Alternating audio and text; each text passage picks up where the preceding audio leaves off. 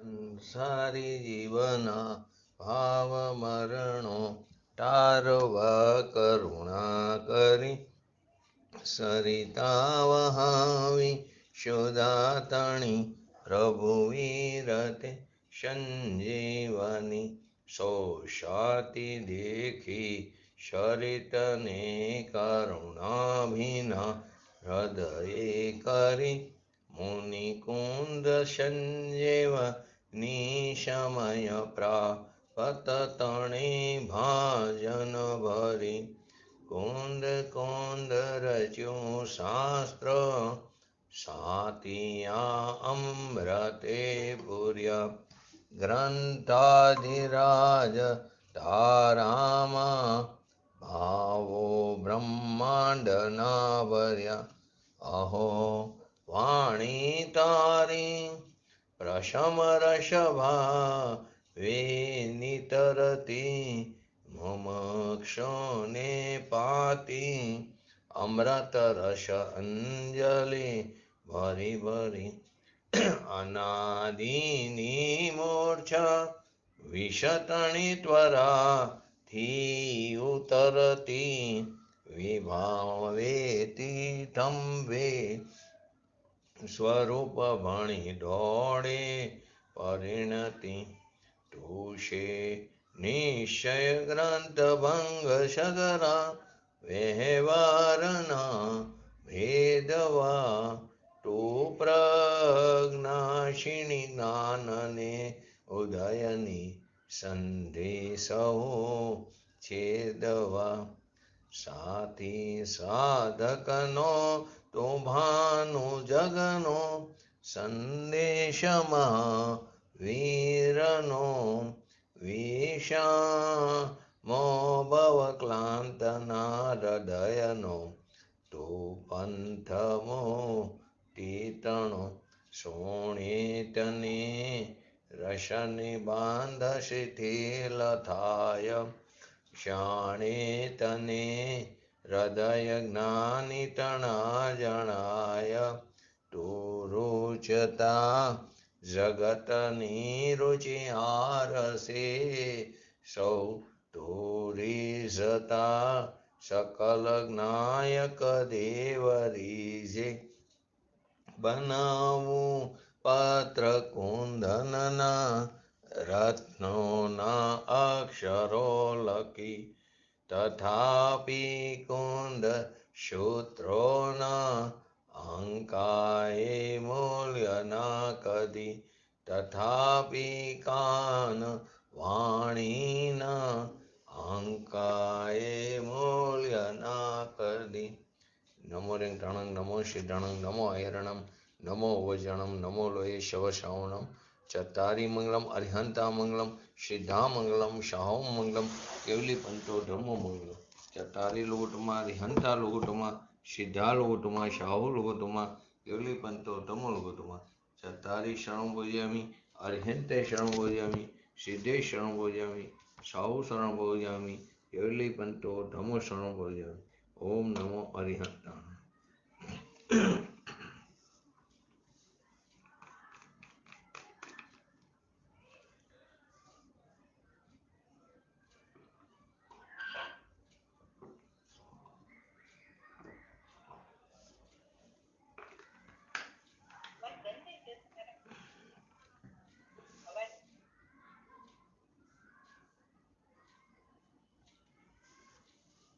સમયસર ગ્રંથાધિરાજ ગાથા 143 આગળની બધી ગાથાઓ અને કરશની અંદર સમયસાર સ્વરૂપ શુદ્ધાત્મા કેવો છે? પક્ષાંતે ક્રાંત છે. તેથી પ્રશ્ન એ ઉપસ્થિત થાય કે પક્ષાંતે ક્રાંતનું વાસ્તવિક સ્વરૂપ શું છે? માટે ગાથાની ઉત્થાનિકામાં આચાર્ય અમૃતચંદ્ર દેવે જણાવ્યું છે કે પક્ષાંતિ ક્રાંતસ્ય કી સ્વરૂપમિતિ ચેત. જો કોઈ એમ પૂછે કે પ્રક્ષાંતિક્રાંતનું શું સ્વરૂપ છે, તો એના ઉત્તર રૂપે આ ગાથા આચાર્ય અમરચંદ્ર દેવે લખી છે. હરિગીત લઈ લો 143 નંબરની ગાથાનું.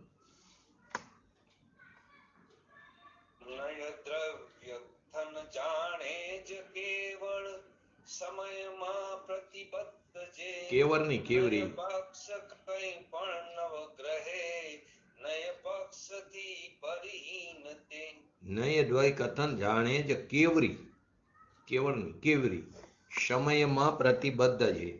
નય પક્ષ કઈ પણ નવગ્રહે નય પક્ષથી પરિહીન તે, એટલે કે નય પક્ષથી રહિત જીવ સમયથી પ્રતિબદ્ધ થતો, એટલે કે ચિત્ત સ્વરૂપ પોતાના શુદ્ધાત્માનો અનુભવ કરતો નયોના કથનોને માત્ર જાણે જ છે, પરંતુ નય પક્ષને કિંચિત માત્ર પણ તે ગ્રહણ કરતો નથી. તો આ વાત આ ગાથાની અંદર બતાવી છે. એની અંદર શ્રુત જ્ઞાની અને કેવરીની સમાનતા પણ બતાવી, પરંતુ અહીં એક શબ્દ આવ્યો પક્ષાંતિક્રાંત. તો પક્ષાંતિક્રાંતનું સ્વરૂપ શું છે? તો પહેલા પક્ષાંતિક્રાંતને સમજવું જરૂરી છે, જેના ઉપર પણ આપણા સ્વાધ્યાય થઈ ગયા છે, યુટ્યુબ ઉપર જોવા મળશે. તો પક્ષાંતિક્રાંતનું સ્વરૂપ શું છે? તો કે નિશ્ચય વ્યવહાર નયોનું સ્વરૂપ. વિષય વસ્તુની ચર્ચા કરો ત્યારે પક્ષાંતિક્રાંતની ચર્ચા પણ જરૂરી છે. કારણ કે નયો દ્વારા વસ્તુ સ્વરૂપનો સમ્યક નિર્ણય કર્યા પછી, નયો દ્વારા વસ્તુ સ્વરૂપનો સમ્યક નિર્ણય કર્યા પછી નય વિકલ્પોથી પણ પાર નિર્વિકલ્પ આત્માનુભૂતિ પ્રગટ થાય છે.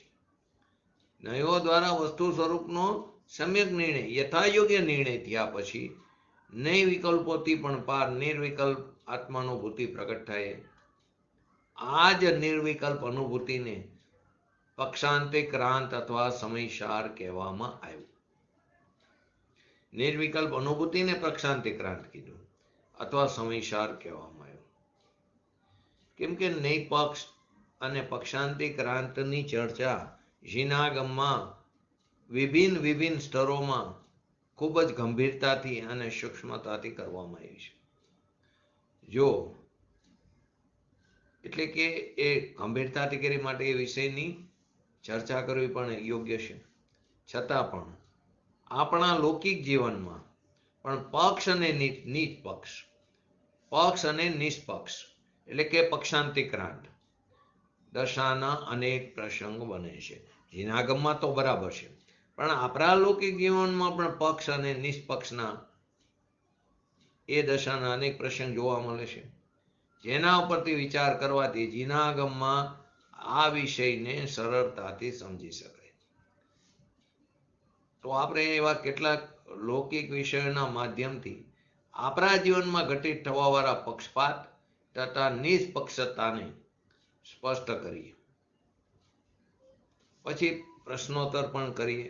એના માધ્યમથી આપણે આત્માનુભૂતિના સંદર્ભમાં ઉત્પન્ન થવાવાળા નૈપક્ષ અને પક્ષાંતિક્રાંતની ચર્ચા પણ કરી. વાસ્તવની અંદર વસ્તુ સ્વભાવ એટલે કે સત્યનો સ્વીકાર કરવો. આમાં એવું ને સમ્યક નિર્ણય એટલે વસ્તુનો સ્વભાવ એટલે કે સત્યનો સ્વીકાર કરવો. એ પક્ષપાત નથી, એ પક્ષપાત નથી, પરંતુ વ્યક્તિઓ અથવા સમૂહોના પ્રતિ રાગ દ્વેષના આધાર ઉપર તેમનું સમર્થન કરવું કે તેનો નિષેધ કરવો તે પક્ષપાત છે. વ્યક્તિઓ કે સમૂહોના એના પ્રતિ રાગ દ્વેષના આધાર ઉપર એમનું સમર્થન કરવું કે એનો નિષેધ કરવો તે પક્ષપાત છે. તો એને આપણે થોડા પોઈન્ટથી સમજીએ કોને પક્ષપાત કહેવાય અને કોને પક્ષાંતિક્રાંત કહેવાય. તો સૌથી પહેલો પોઈન્ટ,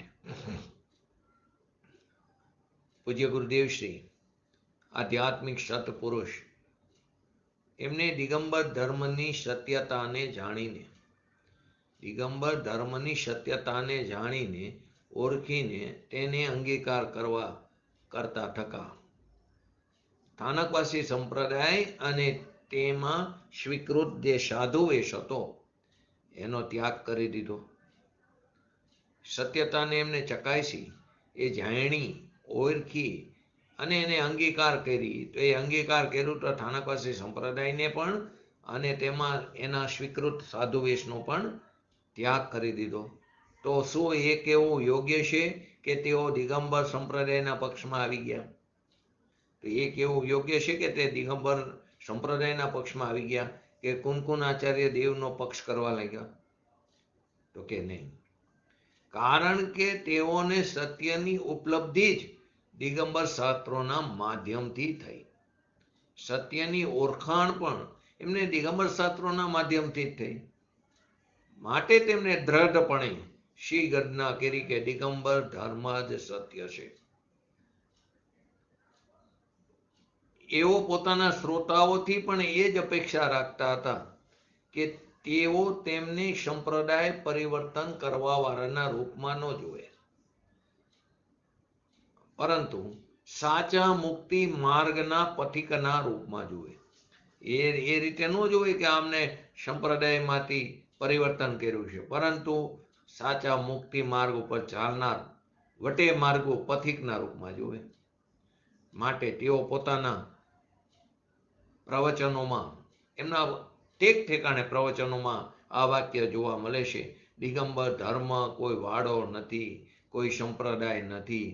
એ તો વિતરાગ સર્વજ્ઞ પરમાત્મા દ્વારા સો ઇન્દ્રોની હાજરીમાં, ગણધરોની ઉપસ્થિતિમાં કહેવામાં આવેલા વસ્તુનું સ્વરૂપ છે. દિગંબર ધર્મ કોઈ વાડો નથી, કોઈ સંપ્રદાય નથી. તેથી તેઓ દિગંબર ધર્મના પ્રબળ પ્રચારક હોવા છતાં પણ તે પક્ષાંતિક્રાંત જ છે. કેમ કે સત્યનો સાથ છે. સત્યનું વસ્તુ સ્વરૂપ જે સત્ય છે તેને સાથ આપ્યો. અને આપણે જો દિગંબર ધર્મનો મર્મ ન સમજીએ, માત્ર કુર પરંપરાથી જ દિગંબર ધર્મને સાચો માનીએ છીએ. આપણે જો દિગંબર ધર્મના મર્મને ન સમજીએ, પરંતુ આપણા વડીલો બધા દિગંબર ધર્મ પાડે તો આપણે પણ દિગંબર ધર્મને સાચો માનીએ, તો આપણે 100% પક્ષપાતી જ છીએ. અને પૂજ્ય ગુરુદેવશ્રી મુક્તિ માર્ગ, સાચા મુક્તિ માર્ગના વટે માર્ગો હતા, પથિક હતા. દિગંબર સમાજના સેંકડો વિદ્વાનો અને લાખો સાધર્મીઓ પૂજ્ય ગુરુદેવશ્રી દ્વારા દિગંબર ધર્મનો મર્મ સમજ્યા, એમની શ્રદ્ધા કરવા લાગ્યા. પરંતુ આ સત્યને ન સમજવા વાળા લોકો શું કહેવા લાગ્યા કે આ લોકો કાંજી મતના છે, આ સોનગઢી છે, સોનગઢના સમર્થક થઈ ગયા છે. સત્યને ન સમજી શક્યા એ લોકો આવું કહેવા લાગ્યા. એ એઓની દ્વેષપૂર્ણ ભ્રાંતિ જ છે. કારણ કે પૂજ્ય ગુરુદેવશ્રી વારંવાર એમના પ્રવચનોમાં કે આ અમારા ઘરની વાત નથી, આ તો તીર્થંકર પરમાત્મા દ્વારા કહેલું અને દિગંબર સંતો દ્વારા શાસ્ત્રમાં ગૂંથાયેલું પરમ વસ્તુ સ્વરૂપ પરમ સત્ય છે. તેથી પૂજ્ય ગુરુદેવશ્રી દ્વારા કરવામાં આવેલા દિગંબર ધર્મના રહસ્ય ઉદ્ઘાટનને કાંજી મત અથવા સોનગઢ પંથની સંજ્ઞા આપીને ઇતિહાસને વિકૃત કરવાનો વિફર પ્રયાસ એ દ્વેષપૂર્ણ પક્ષપાત છે. એ પક્ષપાત છે. પહેલો પોઈન્ટ. બીજો પોઈન્ટ, લૌકિક જીવનનો વાત લઈ. એક અદાલતના પહેલો પોઈન્ટ લીધો પૂજ્ય ગુરુદેવશ્રીનો. બહુ સચોટ એ પોઈન્ટ આપણને સમજાય, પક્ષાંતિક્રાંતનું સ્વરૂપ સમજવા. બીજો પોઈન્ટ લઈ લૌકિકનો. એક અદાલતમાં હત્યાના આરોપીને જજની સામે રજૂ કર્યો, તો તેનો વકીલ તેને નિરપરાધી સિદ્ધ કરવા માટે અને સરકારી વકીલ તેને અપરાધી સિદ્ધ કરવા માટે વકીલાત કરે, રકઝક કરે છે. અહીંયા પક્ષપાત અને પક્ષાંતિક્રાંતના સંદર્ભમાં જોઈએ તો નીચે આપણે વાત કરી તે પ્રમાણેની પરિસ્થિતિઓ જોવા મળે.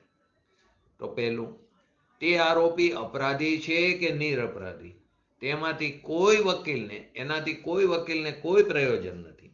તેઓ તો માત્ર પૈસા માટે તેના પક્ષમાં અથવા તો વિપક્ષમાં રકઝક કરી રહ્યા છે, વકીલાત કરી રહ્યા છે, તો તેઓ પૈસાના પક્ષપાતી છે. અને સત્યથી કેવા છે? નિરપેક્ષ છે. આગળ કીધું ને પૂજ્ય ગુરુદેવશ્રીનું. પૂજ્ય ગુરુદેવશ્રીએ દિગંબર ધર્મની સત્યતાને જાણીને ઓળખીને એને અંગીકાર કરતા થકા સ્થાનકવાસી સંપ્રદાય અને તેમાં સ્વીકૃત સાધુ વેશનો ત્યાગ કરી દીધો. તો શું એ કેવું યોગ્ય છે કે તે દિગંબર સંપ્રદાયના પક્ષમાં આવી ગયા, કુનકુન આચાર્ય દેવના પક્ષમાં આવી ગયા? નહીં. કેમ કે તેમને સત્યની ઉપલબ્ધિ દિગંબર શાસ્ત્રોના માધ્યમથી થઈ. માટે તેમણે દ્રઢપણે શ્રીગર્જના કરી કે દિગંબર ધર્મ જ સત્ય છે. માટે તેઓ પોતાના શ્રોતા પાસે પણ એ જ અપેક્ષા રાખતા હતા કે તેઓ તેમને સંપ્રદાય પરિવર્તન કરવાવાળાના રૂપમાં ન જોવે, પરંતુ સાચા મુક્તિ માર્ગના પથિકના રૂપમાં જોવે. માટે એમના પ્રવચનોમાં વારંવાર કહેતા કે દિગંબર ધર્મ કોઈ વાડો નથી, કોઈ સંપ્રદાય નથી. એ તો વિતરાગ સર્વજ્ઞ પરમાત્મા દ્વારા 100 ઇન્દ્રોની હાજરીમાં ગણધરોની ઉપસ્થિતિમાં કહેવામાં આવેલું વસ્તુનું સ્વરૂપ છે. તે દિગંબર ધર્મના પ્રબળ પ્રચારક હોવા છતાં પણ તે પક્ષાંતિક્રાંત છે, નિષ્પક્ષ છે. અને આપણે દિગંબર ધર્મનો મર્મ ન સમજી ને કુલ પરંપરાથી આપણે દિગંબર ધર્મને સાચો માનીએ તો આપણે પક્ષપાતી છીએ, આપણે પક્ષાંતિક્રાંત નથી. તો અહીં અત્યારે આપણે વાત કરી કે તે આરોપી અપરાધી છે કે નિરપરાધી, એનાથી વકીલને કોઈ પ્રયોજન નથી. એ તો માત્ર પૈસા માટે એના પક્ષમાં અથવા વિપક્ષમાં રક્ષક કરી રહ્યા છે. માટે તેઓ પૈસાના પક્ષપાતી છે, એટલે કે સત્યથી તે નિરપેક્ષ છે. બીજો, આરોપીનો વકીલ એને સારી રીતે જાણતો હોય કે વાસ્તવમાં તેને હત્યા નથી કરી અને તેને ન્યાય અપાવવા માટે તેના પક્ષમાં લડે, તો તે ફી લેવા છતાં પણ પક્ષપાતી ન થઈને નિષ્પક્ષ છે. ફી પણ લે છે પરંતુ તે નિષ્પક્ષ છે, પક્ષપાતી નથી. જો તે આરોપી વાસ્તવમાં હત્યારો, ખૂની છે અને સરકારી વકીલ તે જાણે છે, માટે તે કાનૂનની રક્ષા માટે તેને સજા અપાવવા માટે લડે છે, તો તે પણ પોતાનો પગાર લેતો હોવા છતાં પણ તે નિષ્પક્ષ છે, પક્ષપાતી નથી. ચોથો પોઈન્ટ એમાં, જો કોઈ જજ સામ દામ દંડ ભેદથી પ્રભાવિત થઈને સાક્ષીઓ અને દસ્તાવેજોની ઉપેક્ષા કરીને નિર્ણય આપે, તો ભલે તે નિર્ણય સાચો હોય પરંતુ તે પક્ષપાતી થશે, નિષ્પક્ષ નહીં. પરંતુ જો તેઓ સાક્ષી અને દસ્તાવેજોના આધાર ઉપર પોતાના વિવેક અને નિયમ અનુસાર તેને અપરાધી કે નિરપરાધી સાબિત કરે, તો તેઓ નિષ્પક્ષ છે. આ રીતે સાક્ષીઓની નિષ્પક્ષતા કે પક્ષપાતના સંદર્ભમાં પણ નિર્ણય કરી લેવો છે. આ જ રીતે ત્રીજો પોઈન્ટ, 143 નંબરની ગાથામાં પક્ષાંતિક્રાંત શબ્દ આવ્યો, તેનું સ્વરૂપ પણ સમજવું જરૂરી. એના ઉપર આપણે પહેલા એને સમજીએ છીએ. ત્રીજો પોઈન્ટ, પૂજ્ય ગુરુદેવ શ્રી દ્વારા પ્રતિપાદિત તત્વજ્ઞાનથી પ્રભાવિત થવાથી પણ કેટલાક લોકો પોતાને નિષ્પક્ષ ઘોષિત કરવાના ચક્કરમાં પોતાને બંને પક્ષોના સમર્થક કહે છે.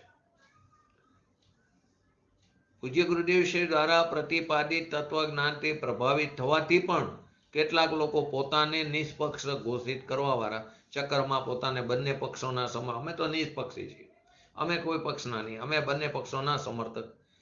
તો એક વસ્તુ જો સત્ય અને અસત્ય ને પારખવું પડશે. સોનું અને પિત્તર બંનેને એક જેવું જાણવું, તે નિષ્પક્ષતા કેવી રીતે થઈ શકે? બંને પીરું છે. માટે જે જેવું છે એને એવું જાણીને, રાગ દ્વેષ ન કરવો, એ જ સાચી નિષ્પક્ષતા. જે જેવું છે તેને તેવું જાણીને એના પ્રતિ રાગ દ્વેષ ન કરવો, એ જ સાચી નિષ્પક્ષતા છે. ખરેખર જો તો રાગ દ્વેષ જ પક્ષપાત છે અને વિતરાગતા એ જ નિષ્પક્ષતા છે. જ્ઞાનમાં સ્વપર, હિતકારી અહિતકારી, દ્રવ્ય પર્યાય આદિને યથાર્થ જાણવા. સમ્યક નિર્ણય આગળ શબ્દ આપણે આવ્યો ને, યથાર્થ જાણવા એ જ્ઞાનની વિતરાગતા છે, નિષ્પક્ષતા છે. ઘણા લોકોની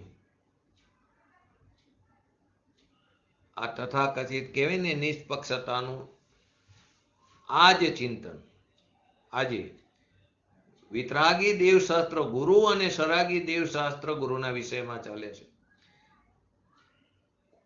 તેઓ શું કહે છે?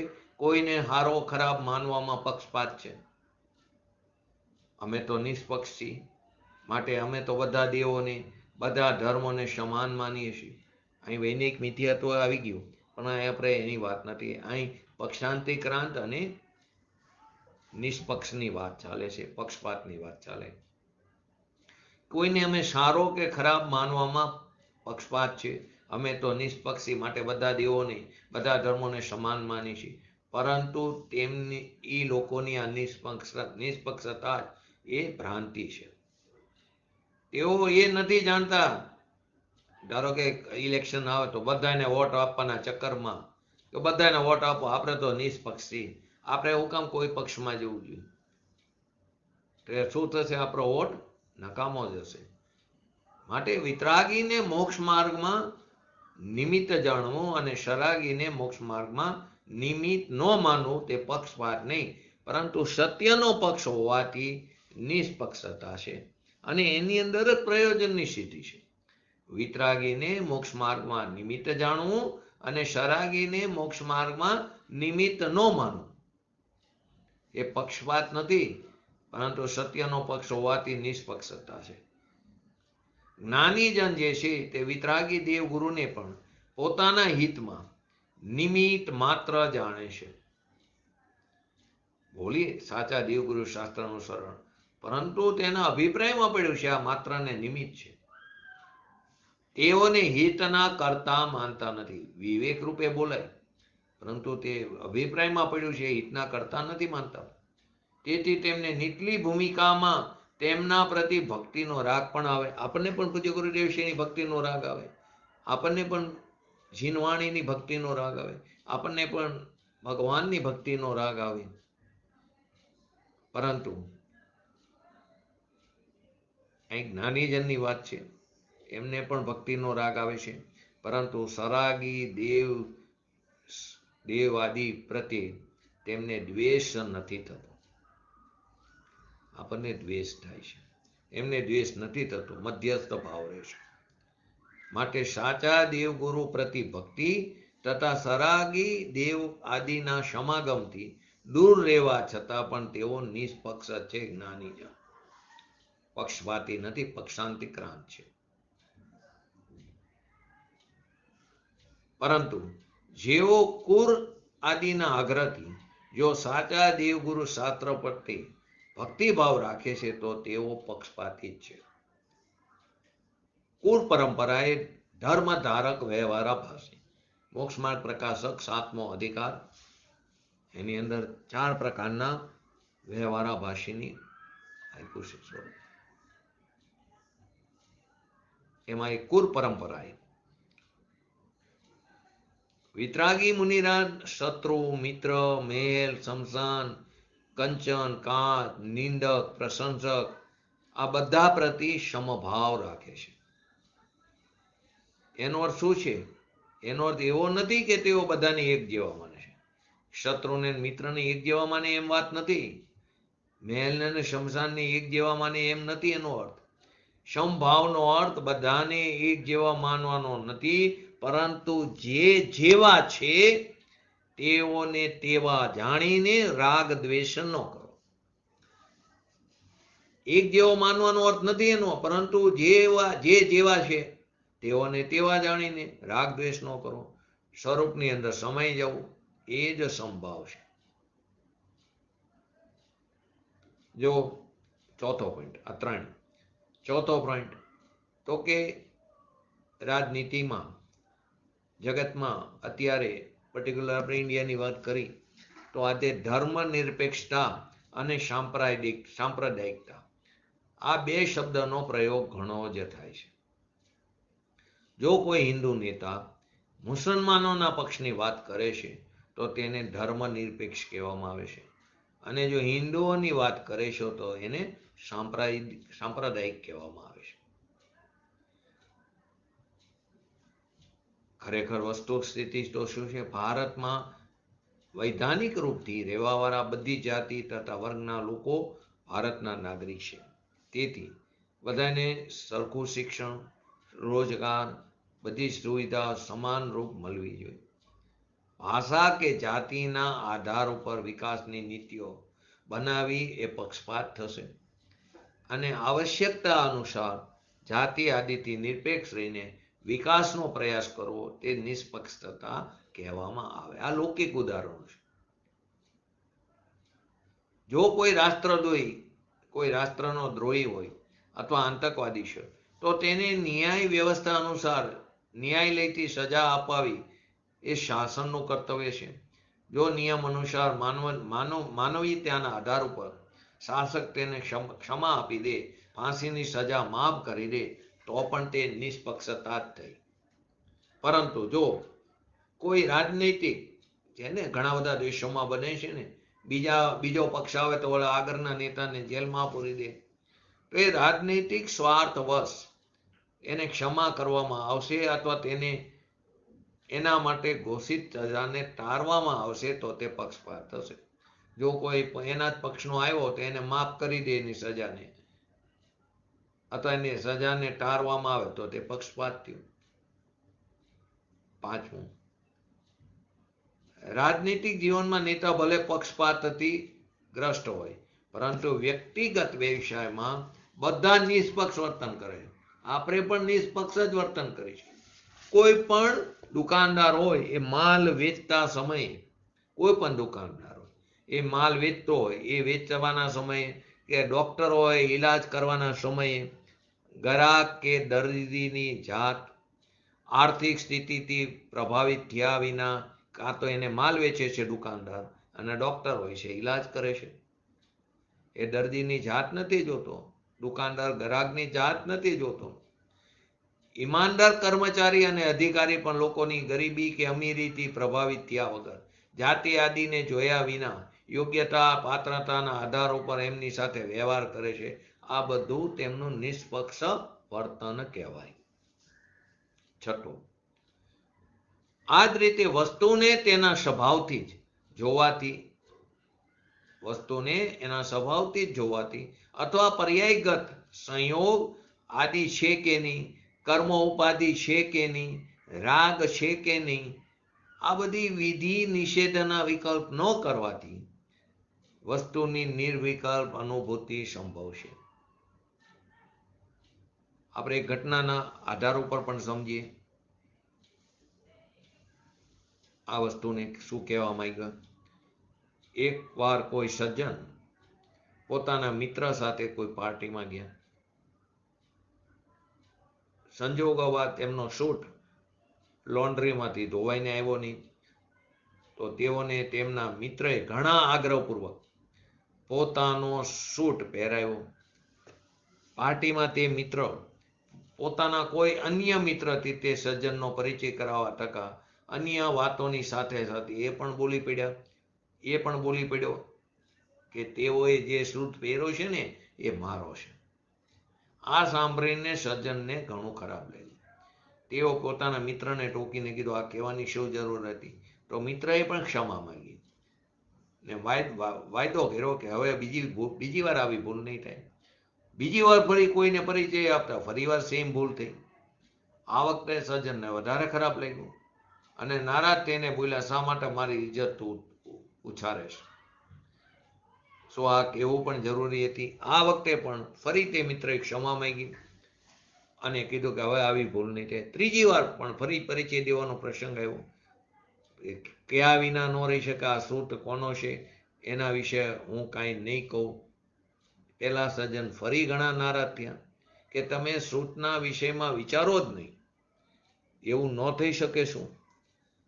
આ પ્રસંગમાં સૂટના વિષયમાં કોઈ વિકલ્પ ન હો, સૂટના વિષયમાં કોઈ વિકલ્પ ન હો, એ જ પક્ષાંતિક્રાંતની સ્થિતિ છે. આ જ રીતે આત્મામાં કર્મ નથી, રાગ નથી, ને આ સંબંધમાં કોઈ વિકલ્પ ન કરવો, તો આવા વિકલ્પ પણ નિર્વિકલ્પ અનુભૂતિમાં બાધક છે. આત્મામાં કર્મ નથી, આત્મામાં રાગ નથી, આ સંબંધમાં કોઈ વિકલ્પ ન કરવો, એવો વિકલ્પ પણ નિર્વિકલ્પ અનુભૂતિમાં બાધક છે. તેથી ચૈતન્ય રસનું વેદન જ એ જ પક્ષાંતિક્રાંત દશા છે અને એ જ મોક્ષ માર્ગ છે. 7મો પોઈન્ટ, વસ્તુની વિકલ્પાત્મક મહિમા પણ નૈપક્ષ જ છે. વસ્તુની વિકલ્પાત્મક મહિમા એ પણ નૈપક્ષ જ છે, કારણ કે એમાં પણ રાગાત્મક વિકલ્પ છે, વસ્તુનો રસસ્વાદ નથી. એમનું પણ એક્ઝામ્પલથી સમજીએ. એક ગૃહિણી સાડી ખરીદતી વખતે 20-25 સાડીમાંથી એક સાડી પસંદ કરે છે. અર્થાત જે સાડી નથી લેવી એની ઓછપ જોઈને તેને ન લેવાનો નિર્ણય કરીને એને સામેથી એ સાડીને દૂર કરી દે બધી. એટલે કે જાણે તેણીએ વ્યવહારનો પક્ષ છોડી દીધો અને જેણે જે ખરીદવી છે એની ખૂબીઓનો સારી રીતે વિચાર કરીને એને ખરીદી લે છે. જાણે તે શુદ્ધ નયના પક્ષમાં આવી ગઈ, શુદ્ધ નયના પક્ષમાં આવી ગઈ. પરંતુ જ્યારે તે સાડી પહેરે છે ત્યારે તે ખૂબીઓની કે તેની કિંમતની, એના રંગની, ડિઝાઇન આદિની વિકલ્પ ન કરીને માત્ર એ પહેરવાનો આનંદ લે છે. બસ એ જ તેની પક્ષાંતિક્રાંત અનુભૂતિ છે. ત્યારે એમ વિચારતો આની આ કિંમત છે, ઓલી સાડી મેં કાઢીને કે એની આ કિંમત હતી, એમ નહીં. ત્યારે તેની કિંમતને, એનો રંગ, ડિઝાઇન કોઈ પણ સંબંધી વિકલ્પ ન કરીને માત્ર પહેરવાનો આનંદ લે છે. એને પક્ષાંતિક્રાંત અનુભૂતિ કીધી. આનાથી શું સમજ્યું પક્ષાંતિક્રાંતનું સ્વરૂપ? આ બધા ઉદાહરણ આપણે સમજ્યા છતાં પણ આત્માનુભૂતિ સંબંધમાં જીનાગમમાં પ્રમાણોના સંદર્ભમાં આ વિષયની જિજ્ઞાસા, મીમાંસા જરૂરી છે. આપણે એના થોડો પ્રશ્નોત્તરીથી પણ સમજીએ. નૈપક્ષ અથવા પક્ષાંતિક્રાંતનો સૌ ઉદ્દેશ્ય છે. નૈપક્ષ તથા પક્ષાંતિક્રાંતનો ખરેખર શું ઉદ્દેશ્ય છે? નૈપક્ષનો ઉદ્દેશ કોઈ નયના વિષય સંબંધી વિકલ્પોથી છે. નૈપક્ષનો ઉદ્દેશ શું છે? કોઈ પણ નયના વિષય સંબંધી વિકલ્પોથી છે. આત્મા કર્મોથી બંધાયેલો છે, આત્મા અશુદ્ધ છે, આત્મા અનેકરૂપ છે. આવા પર્યાયગત ભેદોનો વિચાર કરવો તે વ્યવહાર નયનો પક્ષ છે. તથા આત્મા કર્મોથી અબદ્ધ છે, આત્મા શુદ્ધ છે, આત્મા એકરૂપ છે. આ બધા શુદ્ધ નયના વિષય સંબંધી વિકલ્પ એટલે કે શુદ્ધ નહીં એટલે કે તે નિશ્ચય નયનો પક્ષ છે. આત્મા કર્મોથી બંધાયેલો કે નથી બંધાયેલો, આ રીતે કર્મોની અપેક્ષાએ વિચાર ન કરીને તેને માત્ર ચૈતન્ય સ્વરૂપ જ અનુભવ કરવો તે પક્ષાંતિક્રાંત દશા છે. બંધાયેલો કે નથી બંધાયેલો, આ રીતે કર્મોની અપેક્ષાએ વિચાર ન કરીને માત્ર તેને ચૈતન્ય સ્વરૂપ જ એનો અનુભવ કરવો તેનું નામ જ પક્ષાંતિક્રાંત દશા કીધી. આમાં એના ઉપર જ આપણે અત્યારે 142 નંબરની ગાથા જે હમણે ચાલી ગઈ એમાં ટીકામાં પંડિત જયચંદજી છાબડાએ જે ભાવાર્થ લખ્યો ટીકાના સંદર્ભમાં, તેમાં પણ એ છે જીવ કર્મથી બંધાયેલો છે તથા નથી બંધાયેલો. આ બંને નૈપક્ષ છે. તેમાંથી કોઈએ બંધ પક્ષને ગ્રહણ કર્યો છે તો તેણે પણ વિકલ્પને જ ગ્રહણ કર્યો. કોઈએ અબંધનો પક્ષ લીધો તો તેણે પણ વિકલ્પને જ ગ્રહણ કર્યો.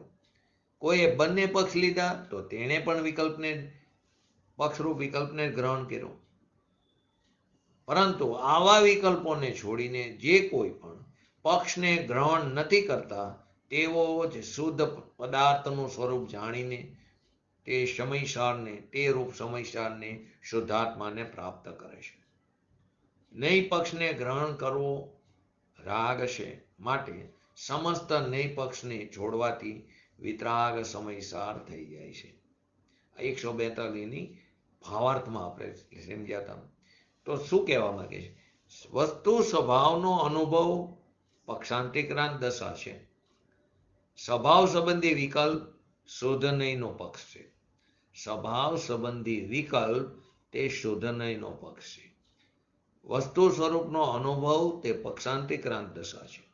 સંયોગ, વિકાર કે ભેદ સંબંધી વિકલ્પ તે વ્યવહાર નયનો પક્ષ છે. ત્રણેય વસ્તુ આવી ગઈ. હવે બીજો એમાંથી પ્રશ્ન ઊભો થાય કે જ્યારે પ્રમાણ તથા નયો વિના વસ્તુનો નિર્ણય નથી થઈ શકતો તો નય પક્ષ છોડવાથી આત્માનુભૂતિ કેવી રીતે થશે? તો આચાર્ય અમરચંદ્ર દેવે કરશ 69 ની અંદર એનો જવાબ આપ્યો. આપણે હમણે જ 69 થી 91 નંબરનો કરશ લીધા. એમાં તો શું કીધું? જે નય પક્ષપાતને છોડીને સદાય સ્વરૂપમાં ગુપ્ત થઈને નિવાસ કરે છે અને જેનું ચિત્ત વિકલ્પ જાણતી રહી શાંત થઈ ગયું છે તે જ સાક્ષાત અમૃતનું પાન કરે છે. કે જ્યાં સુધી શું કહેવા માંગ્યું એમાં કે જ્યાં સુધી કોઈ પણ પક્ષપાતનો વિકલ્પ રહેશે ત્યાં સુધી ચિત્તનો ક્ષોભ મળતો નથી. જ્યારે નયોના બધા પક્ષપાત દૂર થઈ જાય છે ત્યારે વિતરાગ દશા થઈને સ્વરૂપની શ્રદ્ધા નિર્વિકલ્પ થાય, સ્વરૂપમાં પ્રવૃત્તિ થાય અને અતિન્દ્ર સુખની અનુભૂતિ થાય છે. જ્યારે અનુભૂતિ પ્રશ્ન નવો થયો, જ્યારે અનુભૂતિ પક્ષાંતિક્રાંત હોય છે તો નય વિકલ્પોની જરૂર શું? તો નયોનો પ્રયોગ વિકલ્પાત્મક ભૂમિમાં તત્વોનો નિર્ણય કરવાને માટે થાય છે. આત્મ આરાધનાના સમયે નહીં. અનુભવના કાળમાં તો નય સંબંધી સર્વ વિકલ્પ વિલયને પ્રાપ્ત થઈ જાય. દ્રવ્ય સ્વભાવ પ્રકાશક નય ચક્રની અંદર 268 નંબરની ગાથામાં આ જ વાત ત્યાં જણાવવામાં આવી છે. ત્યાં શું કહે છે કે અનુભવના કાળમાં જ આત્મા એટલે કે તત્વના નિર્ણયના કાળમાં જ આત્મા યુક્તિ માર્ગથી અર્થાત નિશ્ચય વ્યવહારોનો દ્વારા જાણવામાં આવે છે. પરંતુ આત્માની આરાધના સમયે તે વિકલ્પો નથી રહેતા, કારણ કે તે સમયે તો આત્મા સ્વયં પ્રત્યક્ષ જ છે. તત્વ નિર્ણયના કાળમાં જ આત્મા યુક્તિ માર્ગથી એટલે કે નિશ્ચય વ્યવહારો દ્વારા, નિશ્ચય વ્યવહાર નયો દ્વારા જ જાણવામાં આવે છે. પરંતુ અનુભવના કાળમાં એ વિકલ્પ નથી હોતા, કેમ કે અનુભૂતિ વિકલ્પાતીત નયાતીત છે, કારણ કે તે સમય તો આત્મા સ્વયં પ્રત્યક્ષ છે. જ્યાં સુધી આત્માનો પ્રત્યક્ષ અનુભવ નથી થઈ જતો ત્યાં સુધી તેને વિભિન્ન પક્ષો ને જાણવાના વિકલ્પ ઉઠવા તે સ્વાભાવિક છે. ધારો કે કોઈ માણસ ફરવા ગયા હોય કોઈ પ્લેસ ઉપર, તો એ બધું કેટલું એનું કે આમ હતું, આપણે કેટલાય પ્રશ્નો પૂછીએ કેવું હતું, શું હતું, આમ હતું, પરંતુ રૂબરૂ જઈ પછી અનુભવ કરી ત્યારે પછી કોઈ પ્રશ્ન નથી રહેતા. તો કે વિભિન્ન પક્ષો દ્વારા એ જાણવાના વિકલ્પ ઉઠે એ પણ સ્વાભાવિક છે. એ વિકલ્પોનું સમાધાન પ્રત્યક્ષ અનુભૂતિ થવા પર એ પ્રશ્નોનું સમાધાન થઈ જાય વિકલ્પોનું. તો શ્રુત ભવન દીપક નય ચક્રની અંદર પણ બતાવ્યું છે કે જ્યાં સુધી આ રીતે આત્મા જ્યાં સુધી વ્યવહાર અને નિશ્ચય દ્વારા તત્વનો અનુભવ કરે છે ત્યાં સુધી પરોક્ષાનુભૂતિ હોય છે. જ્યાં સુધી નિશ્ચય અને વ્યવહાર દ્વારા તત્વનો અનુભવ કરે એટલે નિર્ણય કરે છે ત્યાં સુધી પરોક્ષ અનુભૂતિ હોય છે, કારણ કે પ્રત્યક્ષ અનુભૂતિ નય પક્ષાતીત હોય છે. એમાં પણ એક ઉદાહરણથી સમજો. એ ગ્રંથની અંદર શ્રુત ભવન દીપક નય ચક્રની અંદર ઉદાહરણ આપ્યું છે દેવદત્તનું. દેવદત્ત દ્વારા એનો જે રાજા હોય છે, દેવદત્ત જે શહેરનો હોય એનો જે રાજા છે, એને એમ કે મેં તો એવા અપૂર્વ અને પરોક્ષ અપૂર્વ ઘોડાઓ જોયા, ને પરોક્ષ રીતે ઘોડાની ચર્ચા પણ કરે છે.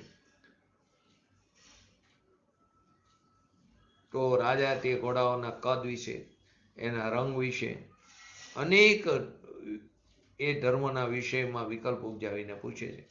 અને જ્યારે તે ઘોડા રાજાની સામે પ્રત્યક્ષ ઉપસ્થિત થઈ જાય છે ત્યારે બધું જ પ્રત્યક્ષ થઈ જવાથી એના બધા વિકલ્પોનું સમાન સહજ થઈ જાય છે. જ્યારે નહોતા પ્રત્યક્ષ ત્યાં સુધી એને કેટલા બધા વિકલ્પો થયા, કેવો રંગ છે, એનું કેવું કદ છે, કેવો પાણીદાર, કેટલાય એ પ્રકારના વિષયમાં એના વિકલ્પ ઉપજાવીને એને પૂછે છે. તો પરોક્ષ પદાર્થની ચર્ચા થવાથી તેમાં રહેવા વાળા અનંત ધર્મોના વિષયમાં વિકલ્પનું ઉઠવું સ્વાભાવિક છે. કોઈ પણ આપણું લૌકિકમાં પણ જો. તેથી શુદ્ધાત્મ તત્વના નિર્ણયના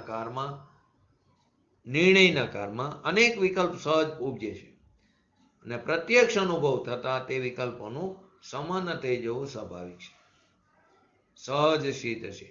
તેથી પ્રત્યક્ષ અનુભૂતિ નહીં પક્ષાતીત, વિકલ્પાતીત છે. હવે નવો પ્રશ્ન થાય, જો આત્માનુભૂતિમાં બધા નયોનો પક્ષ પણ છૂટી જાય છે તો નયોને જાણવાની શું આવશ્યકતા? તો આપણે નય ચક્રની અંદર શરૂઆતમાં જ આ વાત કરીને કીધી. આચાર્ય કુનકુન દેવે પણ સમયસારની 6ઠી 7મી ગાથામાં શુદ્ધાત્માનું સ્વરૂપ બતાવ્યા પછી તરત જ 8મી થી 12મી ગાથા સુધી નિશ્ચય વ્યવહારમાં પ્રતિપાદ્ય પ્રતિપાદકપણું તથા વ્યવહાર નયની અભૂતરતા અને શુદ્ધ નયની ભૂતાત્તાની વાત કરી. આચાર્ય ઉમા સ્વામીજીએ પણ સૂત્રો દ્વારા પ્રમાણ નયોની ઉપયોગિતા બતાવી. ટૂંકમાં કહી કે આત્માનુભૂતિ માટે નયોને જાણવું પણ જરૂરી છે, પરંતુ જો નય વિકલ્પમાં ગૂંચવાયેલા રહીને આત્માનો સાક્ષાત્કાર કરીને નિર્વિકલ્પ અનુભૂતિનો સહજ પુરુષાર્થ જો ન કરવામાં આવે તો પણ આત્માનુભૂતિ નહીં થાય. નય વિકલ્પમાં ગૂંચવાયેલા રહીને આત્માનો સાક્ષાત્કાર કરીને નિર્વિકલ્પ અનુભૂતિનો જો સહજ પુરુષાર્થ જો નહીં કરીએ તો પણ આત્માનુભૂતિ નહીં થાય. તેથી વિષય કસાય, ધંધા વેપાર અને અન્ય અનર્થ દંડરૂપ વિકલ્પ જાળને ઓછી કરીને જીનાગમનો અભ્યાસ કરવો જરૂરી છે, જે પ્રમાણનું સ્વરૂપ જાણ્યા વિના સંભવ નથી. જીનાગમનો અભ્યાસ, તેને જાણવાનો નિષેધ કરવો તે જીનવાણીની તીવ્ર વિરાધના છે. જેનાથી બચવું એ જ આપણું પહેલું આત્માર્થીનું કર્તવ્ય છે. પ્રશ્ન બીજો એ પણ થાય, સમયસારમાં ભૂતાર્થના આશ્રયથી સમ્યક દર્શન થવાનું કીધું, ત્યાં સુધી કીધું નિશ્ચય નયાશ્રિત શ્રમણ ઈ પ્રાપ્તિ કરે નિર્વાણ કી તથા તજે શુદ્ધ નહીં બંધ હે ગહે શુદ્ધ નહીં મોક્ષ. આવા અનેક કથન જીનવાણીમાં ઉપલબ્ધ છે. જે શુદ્ધ નહીંનું અવલંબન કરવાથી આત્માનુભૂતિ થવાનું વિધાનનું પ્રતિપાદન કરે છે. તેથી અહીંયા શુદ્ધ નહીંનો પણ છોડવાની વાત શા માટે કહેવામાં આવી છે? શું કીધું? પ્રશ્ન શું થયો કે જે શુદ્ધ નહીંનું અવલંબન કરવાથી આત્માનુભૂતિ થવાનું વિધાનનું પ્રતિપાદન કર્યું, તો અહીં શુદ્ધ નહીંનો પક્ષ છોડવાની વાત શા માટે કહેવામાં આવી?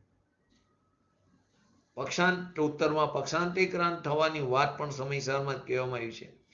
આચાર્ય અમૃતચંદ્ર દેવે કર્તા કર્મ અધિકારમાં આપણે અત્યારે ચાલી રહ્યા છે તે નય પક્ષના ત્યાગની ભાવનાને, સંન્યાસની ભાવનાને કોણ નહીં નચાવે એમ કહીને 69 થી 91 એટલે કે 23 કરશો વિકલ્પ જાતિ રહી શાંત ચિત્ત વાળા સ્વરૂપ ગુપ્ત રૂપ પુરુષ સાક્ષાત અમૃતનું, જે 69 નંબરના કરસમાં કીધું, વિકલ્પ જાળતી રહિત શાંત ચિત્ત વાળા સ્વરૂપ ગુપ્ત સાક્ષાત અમૃતનું પાન કરે છે. ત્યાર પછી એમને કરસ 70 થી 89 એ 20 કરસની રચના કરી, જેમાં બંને નયોના પક્ષપાતથી રહિત તત્વવેદી પુરુષો, તત્વના જાણકાર પુરુષો માટે તો ચૈતન્ય બસ ચૈતન્ય જ છે એમ કહીને નય પક્ષને છોડવાની પ્રેરણા આપી. જેમ કેમ કીધું 70 નંબરના કરસમાં, જીવ કર્મથી બંધાયેલો છે એવો એક નયનો પક્ષ છે અને જીવ કર્મથી બંધાયેલો નથી એવો બીજા નયનો પક્ષ છે. આ રીતે ચિત્ત સ્વરૂપ જીવના વિષયમાં બે નયોના બે પક્ષપાત છે, પરંતુ જે તત્વવેદી છે તે પક્ષપાતથી રહિત છે. તેને નિરંતર ચિત્ત સ્વરૂપ જીવ જ ચિત્ત સ્વરૂપ જ છે. એટલે કે ચિત્ત સ્વરૂપ જીવ જેવો છે તેવો નિરંતર તેના અનુભવમાં આવે છે. એ પછી અલગ અલગ કર્યું. બદ્ધના સ્થાન ઉપર મૂઢ, રક્ત, દુષ્ટો, કર્તા અનેક ધર્મોનો ઉલ્લેખ કરીને એમની એવા બીજા 19 કરસ લખ્યા ને પાછળ 2 સમાપ્તિમાં. તો વાસ્તવમાં શુદ્ધ નહીંનો પક્ષ છોડવો તથા શુદ્ધ નહીંનો આશ્રય કરવો, શુદ્ધ નહીંનો પક્ષ છોડવો અને શુદ્ધ નહીંનો આશ્રય કરવો, એ બંને કથનોમાં કોઈ વિરોધ નથી. કેમ કે બંને જગ્યાએ શુદ્ધ નહીં શબ્દનો અર્થ અલગ અલગ છે. માટે કે જ્યાં જે પ્રમાણે જે અપેક્ષા હોય તે પ્રમાણે તે સમજવું. તો બંને જગ્યાએ શુદ્ધ નહીં શબ્દનો અર્થ અલગ અલગ છે. જ્યારે શુદ્ધ નહીંનો પક્ષ છોડવાની વાત આવે તો શુદ્ધ નહીં સંબંધી વિકલ્પને છોડવાની વાત સમજવી. જ્યાં શુદ્ધ નહીંના પક્ષને છોડવાની વાત આવે તો શુદ્ધ નહીં સંબંધી વિકલ્પને છોડવાની વાત સમજવી.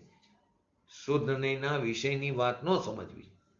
અને જ્યારે શુદ્ધ નહીંના અવલંબનની વાત આવે ત્યારે શુદ્ધ નહીંના વિષયભૂત આત્માની વાત સમજવી. શુદ્ધ નહીં સ્વરૂપ પર્યાય અથવા શુદ્ધ નહીં સંબંધી વિકલ્પની વાત ન સમજવી. અહીં બીજી વાત પણ સમજવાની જરૂર છે, જે આપણે નિશ્ચય અને વ્યવહારમાં પણ સમજાતા એ જ વાત ફરી કે શુદ્ધ નહીંના વિકલ્પ માત્રની છોડવાની વાત છે, તેનો વિષય નથી છોડાયો. જ્યારે વ્યવહારની તો વિકલ્પે છોડાયો છે અને તેનો વિષયભૂત સંયોગ, વિકાર અને ભેદનું લક્ષ પણ છોડાયું છે. એ માટે વ્યવહાર નહીંને માત્ર જાણેલો પ્રયોજવાન કહ્યો છે.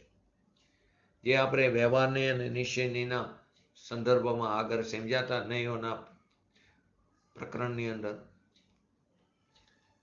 ત્યારે એ પણ વાત થઈ હતી કે જ્યારે અનુભવના કારમાં પહેલા તો વ્યવહાર નહીં છૂટી જાય છે ને વ્યવહાર નહીંનો વિષય પણ છૂટે છે, ને અનુભવના કારમાં નિશ્ચય નહીં છૂટી જાય છે પણ નિશ્ચય નહીંનો વિષય છૂટતો નથી. નિશ્ચય નહીં એટલે શુદ્ધ નિશ્ચય નહીં, પરમ શુદ્ધ નિશ્ચય નહીં. એનો વિષય કોણ છે? પોતાનો ભગવાન આત્મા. એ વિષય છૂટતો નથી. નહીં છૂટી જાય, નહીં તો વિકલ્પ છે, એ વિકલ્પ છૂટી જાય છે. તો તત્વ અભ્યાસની પ્રક્રિયામાં નહીં પક્ષ એટલે વિકલ્પ હોય છે કે તેના સિવાય પણ નહીં પક્ષ હોય છે. તો એના જવાબ અનાદિથી જ આપણે શરીર આદિ પર પદાર્થોને જ આત્મા માનતા આવ્યા છે. અનાદિથી આ અગૃહિત માન્યતાને વ્યવહાર નહીંનો પક્ષ બતાવતા હતા પંડિત જયચંદજી છાબડાએ સમયસર 11 નંબરની ગાથાના ભાવાર્થમાં શું લખ્યું એમણે? પંડિત જયચંદજી છાબડાએ પ્રાણીઓને ભેદરૂપ વ્યવહારનો પક્ષ તો અનાદિકાળથી જ છે અને તેનો ઉપદેશ પણ બહુધા સર્વ પ્રાણી પરસ્પર કરે છે. અને જીનવાણીમાં વ્યવહારનો ઉપદેશ પણ શુદ્ધ નહીંના હસ્તાવલંબન એટલે કે સહાયક જાણીને ઘણો કરેલો છે, પરંતુ તેનું ફળ સંસાર જ છે. શુદ્ધ નહીંનો પક્ષ તો ક્યારેય જોવા આવ્યો નથી અને તેનો ઉપદેશ પણ વિરલ છે. તે ક્યાંય ક્યાંય જોવા મળે છે. માટે ઉપકારી ગુરુએ શુદ્ધ નહીંના ગ્રહણનો ફળ મોક્ષ જાણીને તેનો ઉપદેશ પ્રધાનતાથી આપ્યો કે શુદ્ધ નહીં ભૂતાર્થ છે, સત્યાર્થ છે. તેનો આશ્રય લેવાથી સમ્યક દ્રષ્ટિ થઈ શકે, વિતરાગ દશા પ્રગટ થઈ શકે. આને જાણ્યા વિના જ્યાં સુધી વ્યવહારમાં મગ્ન છે ત્યાં સુધી આત્માનું જ્ઞાન શ્રદ્ધારૂપ નિશ્ચય સમ્યક્ત્વ થઈ શકતું નથી. એમ એનો આ કહેવાનું પ્રયોજન સમજ. આમાં શું કે પંડિતજી કે ભેદરૂપ વ્યવહારનો પક્ષ તો અનાદિથી છે. આ વાત સ્વીકાર કરતા એમણે એ પણ કીધું એનું ફરતો સંસાર જ છે. ધ્યાન શું આપવા જેવી છે કે વ્યવહારના પક્ષનું ફળ સંસાર કીધું છે. વ્યવહારના પક્ષનું ફળ, વ્યવહાર નહીંનું ફળ નહીં, વ્યવહારના પક્ષનું ફળ સંસાર કીધું. વ્યવહાર નહીંના નું ફળ સંસાર નહીં. વ્યવહાર નહીં તો જ્ઞાનીને જ હોય છે. હવે જો વ્યવહાર નહીંનું ફળ સંસાર હોય તો જ્ઞાનીને સંસાર. તો વ્યવહાર નહીંનું ફર નથી, વ્યવહાર નહીંના પક્ષનું ફર સંસાર. જ્યારે તેનો પક્ષ તો આપણને વ્યવહાર નહીંનો પક્ષ તો આપણને અનાદિથી હોય છે, અજ્ઞાનીને. અને દેહ આદિમાં એકત્વ બુદ્ધિ મિથ્યાત્વને જ વ્યવહારને એને જ વ્યવહારનો પક્ષ કીધો છે. દેહાદિમાં એકત્વ બુદ્ધિ રૂપ મિથ્યાત્વને જ વ્યવહારનો પક્ષ બતાવ્યો છે. અનાદિકાળથી આ જીવને ક્યારેય શુદ્ધ નહીંનો પક્ષ પણ નથી આવ્યો. એટલે કે શુદ્ધ નહીંનું પરિણમન કે તેના આશ્રયની વાત તો ઘણી દૂર રહી. શુદ્ધ નહીંનો પક્ષનો આશય શુદ્ધાત્મ તત્વની વાત સાંભળી, અપૂર્વતા એની ભાષિત થવી, એની પ્રસન્નતા થવી, એના અનુભવની તરસ એટલે ઝંખના કુતૂહલ થવું, આ બધું સમ્યક્ત્વ પૂર્વે થવા વાળા ભાવોથી છે. અજ્ઞાની જીવને તત્વ નિર્ણયની પ્રક્રિયામાં વ્યવહાર નહીંનો વિષયભૂત આત્મા આત્માનુભૂતિ માટે પ્રયોજનભૂત નથી, તેથી તે જાણવા માટે યોગ્ય છે. અને શુદ્ધ નહીંનો વિષયભૂત ભગવાન આત્મા, શુદ્ધાત્મા જ વાસ્તવિક આત્મા છે, તેનું જ અવલંબન કરવાનું બતાવ્યું યોગ્ય છે. આ શુદ્ધ નહીંનો પક્ષ એને કહેવામાં આવ્યો. એનો યથાર્થ નિર્ણય થવાથી જ જીવને આત્માનુભૂતિ થવાની પાત્રતા પ્રગટ થાય છે. પંડિત જયચંદજી શાબળાએ શુદ્ધ નહીંનું ફર મોક્ષ બતાવ્યું છે. શુદ્ધ નહીંના પક્ષનું ફર નહીં, શુદ્ધ નહીંનું ફર મોક્ષ બતાવ્યું. ઓલામાં વ્યવહાર નહીંનું ફળ સંસાર નથી કીધું, વ્યવહાર નહીંના પક્ષનું ફળ સંસાર કીધું. અહીંયા શુદ્ધ નહીંનું ફળ મોક્ષ કીધું, શુદ્ધ નહીંના પક્ષનું ફળ નહીં. પહેલા વ્યવહારનો પક્ષ છૂટીને શુદ્ધ નહીંનો પક્ષ પ્રગટ થાય છે. પછી શુદ્ધ નહીંનો પક્ષ પણ છૂટીને પક્ષાંતિક્રાંત અથવા નિર્વિકલ્પ અનુભૂતિ થાય છે. અને શ્રુત ભવન દીપક નયચક્રની અંદર બતાવ્યું છે કે જે રીતે સમ્યક વ્યવહારથી મિથ્યા વ્યવહારની નિવૃત્તિ થાય છે, તેવી જ રીતે નિશ્ચય નીતિ વ્યવહારના વિકલ્પોની પણ નિવૃત્તિ થઈ જાય છે.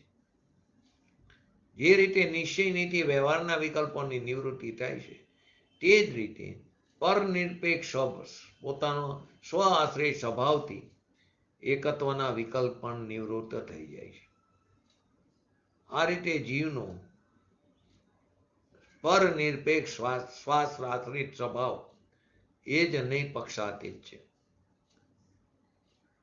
અજ્ઞાની અને જ્ઞાની બંનેને થવા વાળા નિપક્ષ અને પક્ષાંતિક્રાંત દશાનો ઉલ્લેખ પંડિત જયચંદજીએ 143 નંબરની ગાથામાં ટીકામાં કર્યો છે, ભાવાર્થમાં, જે આપણે આગળ સમજશું.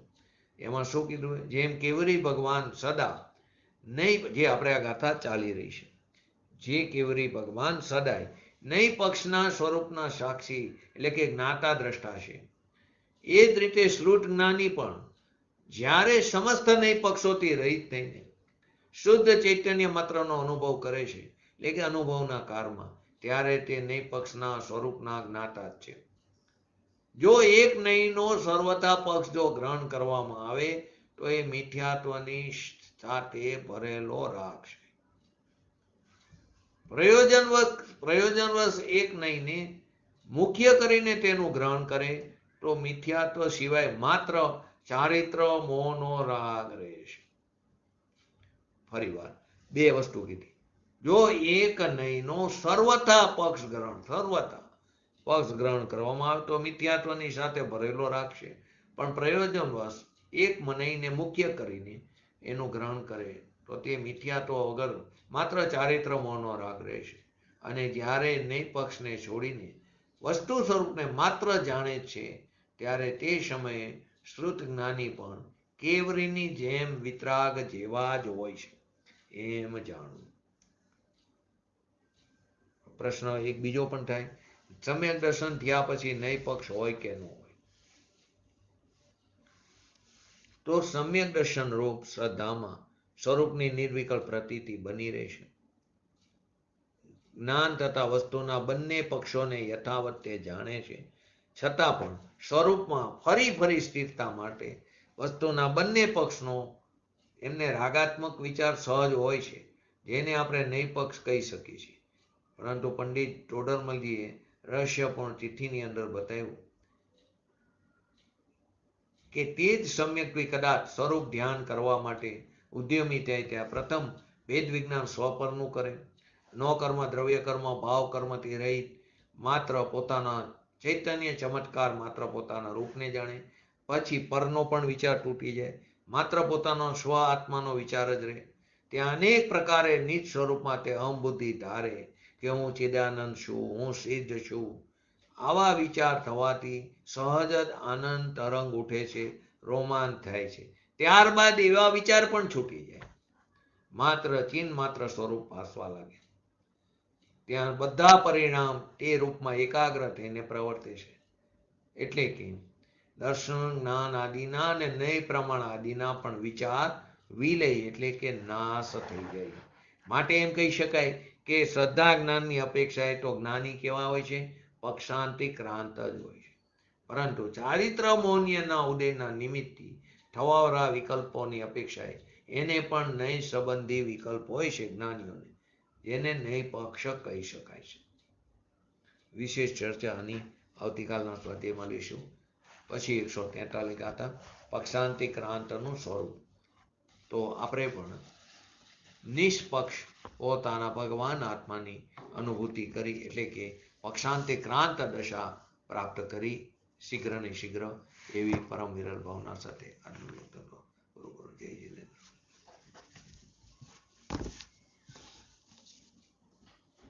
જીનવાણી સ્તુતિ.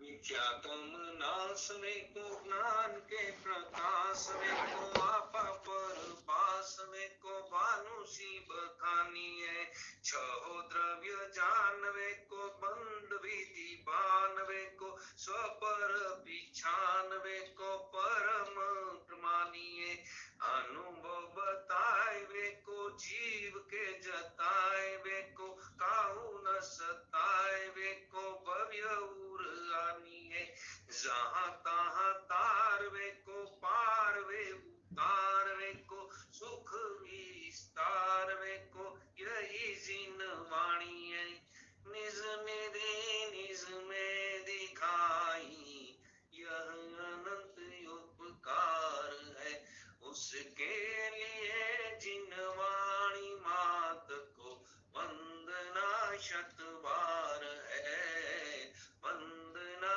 शत बार. नमो लिंगं नमो सिद्धणं नमो हरणं नमो अवजनं नमो लय शवश्रवणं चट्टारी मंगलम अरिहंता मंगलम सिद्धा मंगलम शाहो मंगलम केवलीपंतो धर्म मंगलम चट्टारी लोगोत्तमा अरिहंता लोगोत्तमा सिद्धा लोगोत्तमा शाहो लोगोत्तमा केवलीपंतो धर्म लोगोत्तमा चट्टारी शरण भोजामी अरिहंते शरण भोजामी सिद्धे शरण भोजामी शाहो शरण भोजामी केवलीपंतो धर्म शरण भोजामी. बोलिए श्री पंच परमेष्ठी भगवंतोनो जय हो. बोलिए श्री जिनवाणी मातनो जय हो. बोलिए श्री परम जय परम उपकारी श्री सद्गुरु देवनो जय हो.